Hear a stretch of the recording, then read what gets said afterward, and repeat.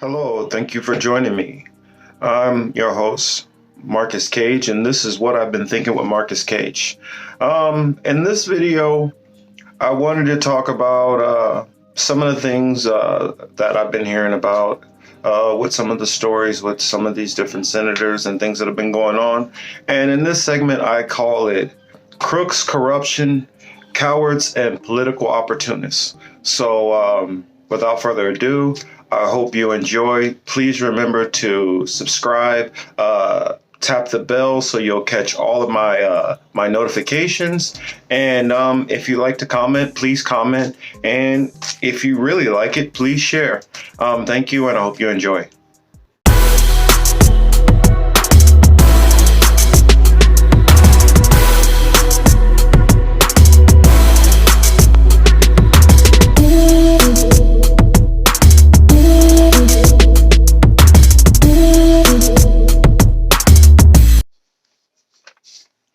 Hello, and thank you for joining me. In this video that we're titling Crooks, Corruptions, Cowards, and Political Opportunists, I first wanted to start off with the elected officials that we've been hearing about that have been dumping their stocks amid the information that they've been learning about the coronavirus or COVID-19 or whichever you want to call it. I know that YouTube is really touchy about people using the actual name of the virus, and I don't really care. It is what it is. It is something that we should be able to speak about. It is a hazard and a danger for all of us, so we shouldn't avoid using the name of it because YouTube wants to be silly.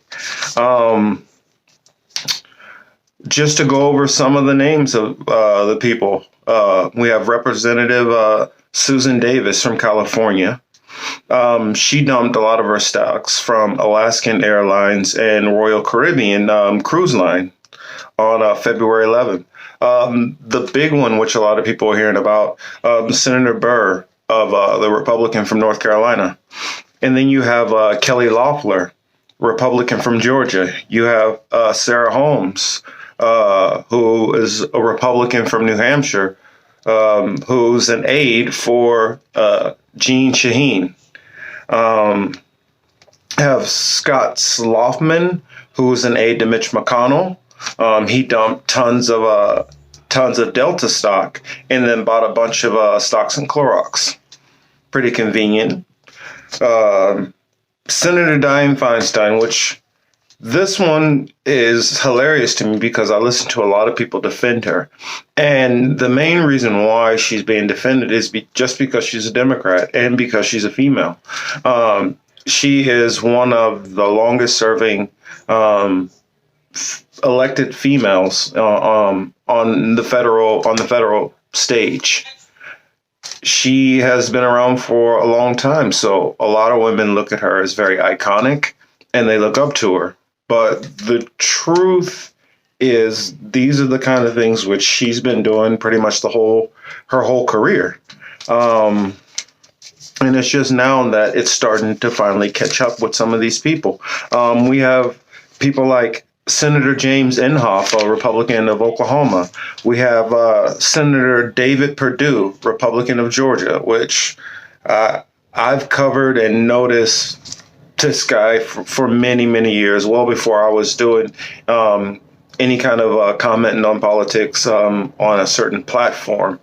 But people like Representative Rob Whitman, a Republican of Virginia, Representative Scott Peters, Democrat of California. And if you guys think that this is the end of the list, you'd be mistaken. The problem is this is completely pervasive throughout our entire political system. And this has become acceptable and normal within the confines of DC and amongst these other lawmakers. I guarantee you'll find out people like Nancy Pelosi, Chuck Schumer, Hillary Clinton, Bill Clinton, Mitch McConnell, Donald Trump and his family, Biden, all of these people, if they haven't done this, if they're not doing this now, they've done this at some point in time throughout their career. And normally it was probably during some kind of emergency or crisis. But we all know that even these people who've been caught red-handed are going to be defended by whichever side of the aisle which they land on. So it's most of the time it's probably going to be a wash. Maybe some of them might lose their seats. Maybe if it's bad enough and enough pressure, they might decide to resign, handfuls of them. But I believe a lot of them are just going to stick around because they know so many other of their colleagues are doing the same thing and are not willing to really call them out or really force the issue unless the press begins to press on this issue more. I feel like the fact that the virus is still the media and our society and culture as a whole are trying to grasp and focusing so much on kind of trying to slow this wildfire that's ravaging the country right now, that these indiscretions will possibly get overlooked and get swept under the rug eventually. And just like normal, a lot of these people will get away with it. A bill which I have supported, a bill which I wrote myself, and I've tried to get pushed in various states. I tried to push it when I lived in Kansas. I tried to push it on the Missouri side. I tried to push it in Florida. I tried to push it in Georgia. I haven't tried to push it yet while I've been in California, but at a time like this, it's probably the best time for me to at least put that idea out there. So if there are other people who may be listening to this, they may be able to take the ball and, go a little bit further with it. My bill or my proposal, which I was thinking about, is that for any elected official, that it would be illegal to own stocks, period. Unless it was just a typical 401k, no kind of blind trust, none of that. Well, my wife or my husband or somebody else manages it. No. The whole idea of being a public servant is you're there to serve the public. You're not there to worry about how much money you can make in your stock portfolios. And the reason why I say it needs to be illegal completely, because there is no way you can have that kind of information in all the various councils or committees, leadership positions that they're going to be in, that they're not going to have this information. And the fact that they're going to have this information is going to be tempting. And even if they aren't doing it and they say it's in a blind trust, if that blind trust so happens to make the right moves because they see other people around them doing the same thing, which are getting those insider tips, you are still kind of benefiting in a way, even if you aren't directly doing it. So I feel like the whole practice in general needs to be ripped away from the system, because it incentivizes people to go into the system to try to benefit solely off of stocks. And that's not why you should be there in the first place. I guess I shouldn't spend too much time on those people, because it's not going to change shaming each individual member who does this, because especially when you're dealing with House members, you're dealing with over 400, you're dealing with 100 senators. And then when you start looking into the different state houses, state senators, different mayors, governors, councilmen, aldermen, whichever position you want to look at, it gets almost overwhelming to try to keep up with these people and all the different things that they might be doing. But I do have one theory.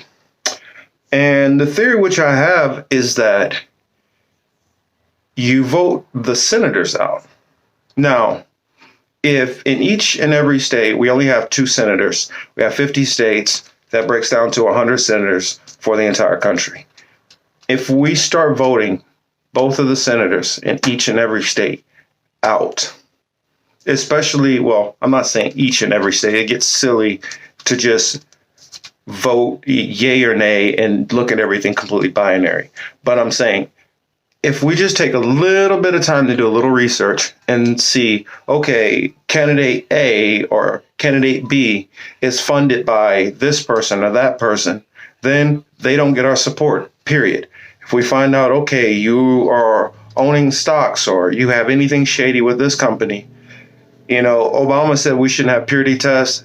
Damn that. We need to have purity tests 150%, because the thing you need to look at is whenever you are, say you're an employer, you're hiring somebody for a job.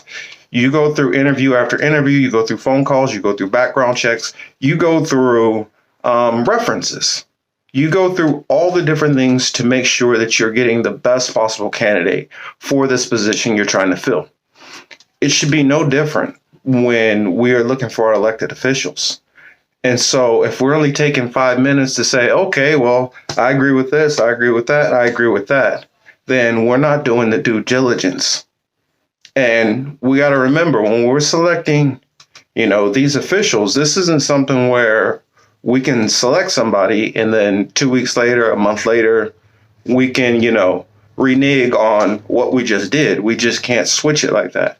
We're going to have to deal with these people for 2 years, 4 years, 8 years, 12 years. I mean, we have to start, being a little bit more, what's the word? We have to be, I guess, a little bit more careful and a little bit more guarded with our vote.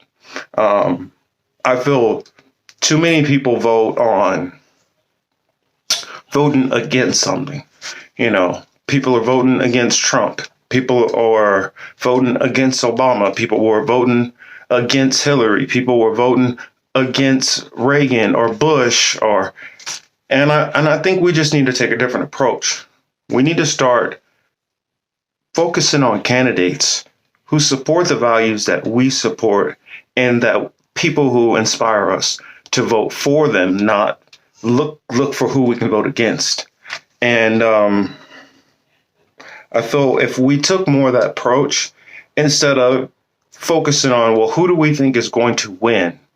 Who do we think other people will think are going to win? Because a lot of what I'm hearing from different people I speak with, it's more perception of what you believe other people are going to believe versus just going with the candidate that you support. And I think if we did that a little bit more and broke out of the herd mentality of looking for which way the crowd is leaning, we could probably do a little bit better job of assessing, proper candidates. I guess that covers the part I was talking about, the crooks and the corruption part. But the cowardice, and I would say that part sums up to Senator Elizabeth Warren. Recently, she's been called out about it when she went on to, what was that? The View, I believe. She went on to The View. She was called out about why hasn't she backed either Bernie or why hasn't she backed Biden? And she said, well, I'm just trying to make up my mind. I'm not certain. I think either of the candidates would still be better than Trump, but I just haven't made up my mind. And so she was pushed back again, and they made the point of, well, to some of us, it kind of looks like you don't have faith in either of the candidates, that they are actually strong candidates. And she kind of meleeed around a little bit, but never gave a definitive answer. She kind of just skipped past it. And that's kind of been the whole tale for Elizabeth Warren. It's always been political calculation. It's always been with a secret objective or ulterior motive that most of us don't know. Excuse me. There are plenty of Warren supporters, which they support her for a lot of good reasons. And it's easy to be blinded to some of the things which are actually going on. If you're somebody who's actually followed Bernie for quite a bit of time and you're very familiar with his policies, any of us known for the whole entire run that she's basically been taking each of his policies, water them down, changing them up a bit, and then reintroducing them and pretending like they're hers, like they're originals. Bernie never called her on it, but she knew Bernie would never call on it. So she took advantage of that. That's why I call that cowardice. She had no problem with taking advantage of his policies and to try to ride his coattails, hoping to, siphon off some of his supporters. But when it comes to the critical moment to support him and support the policies you say you support, you stand out just like you did in 2016 when he needed your help right before Massachusetts. That right there. And then still, even after all these other people, which I'll talk about in a moment, Andrew Yang and Tulsi Gabbard supporting Joe Biden, and which I'll talk about Bernie, who is, if he does drop out, he's already said he will support Biden. But back on to Warren. Warren still to this day has not decided to declare either way. She's just waiting until Bernie, if he doesn't succeed, to drop out, and then she can just back Biden. Myself, anybody who supports Warren, I don't understand how you find that appealing as a leader who just kind of wait and capitulate and try to figure out what people are doing instead of making decisions and supporting your principles. But, whatever. Tulsi Gabbard. I get it. They all say that they're going to support the nominee. But she could have waited until Joe Biden had the nomination and then decided to support him. The fact that you would jump and support the candidate who has probably the worst foreign policy of any of the candidates who are running, Donald Trump included. How you go complete 180 and go the opposite direction. I get it. I've heard that Bernie rejected her endorsement. I've also saw the message from Tulsi's brother, where she says that Bernie has dropped the ball and Bernie has treated her sister like really horribly, and they have a lot of grievances. I get that. My thing is, on that level of politics, at some point you have to put your personal feelings aside, and you have to remember what you're supposedly fighting for. Now, if you're fighting for anti-regime message, if you're fighting for peace, if you're fighting to try to change the policies that we're doing, you can't do that with a person who is guaranteed that he's going to continue doing the one thing that you are running to fight against. To me, it just comes across as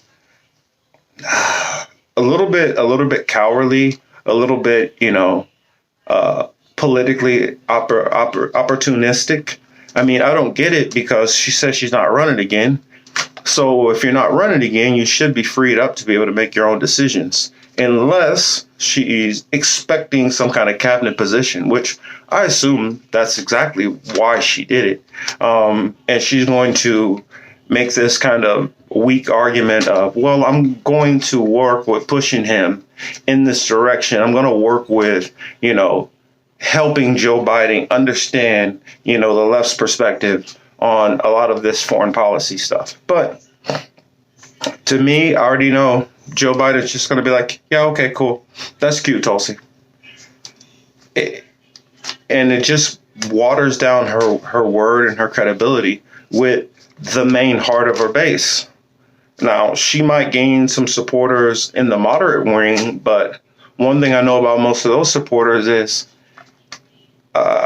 they're with you one day, they're gone the next. A lot of these people in the Democratic base who aren't as engaged, it's almost like Mean Girls or high school, how I look at it. They're about popularity and cliques. They have the Team Pelosi's, but if any of these people really, really looked at Pelosi's record, they would know that.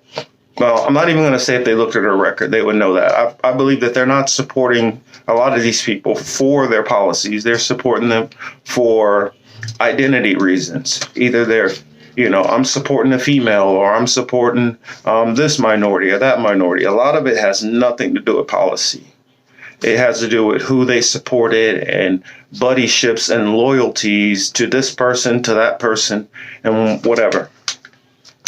On to the next person, Andrew Yang, who did the same thing, political opportunist, and he sold out also. The thing with Yang is, I saw Yang a mile away. Yang has always kind of been full of it, so we're not surprised. But the fact that Yang has finally, showed his true colors, it is what it is. The only thing which makes it a little crazy is the fact that Yang actually broke the law, because he basically told everybody on the Breakfast Club that, yeah, I was offered a position, and yeah, I'll basically be in the Biden administration. It's completely illegal. I know that that's how it works. But normally you're not as sloppy to come out and get caught. Now, Trump did the same thing with Ben Carson, and there was a complaint filed on behalf of Hillary Clinton supporters and surrogates. But, it's politics. Rules don't really matter to the elites. Let's see. With that said, I guess I will cut this video. I will cut this video here, and I will go on to the next video to, I guess, finish out the next couple of points, which I have. The next video, I'll be talking about these same people and how some of their maneuvers are carrying on to things going on with Joe Biden right now. Hope you enjoyed the video. See you soon. Catch you on the next one. Thank you.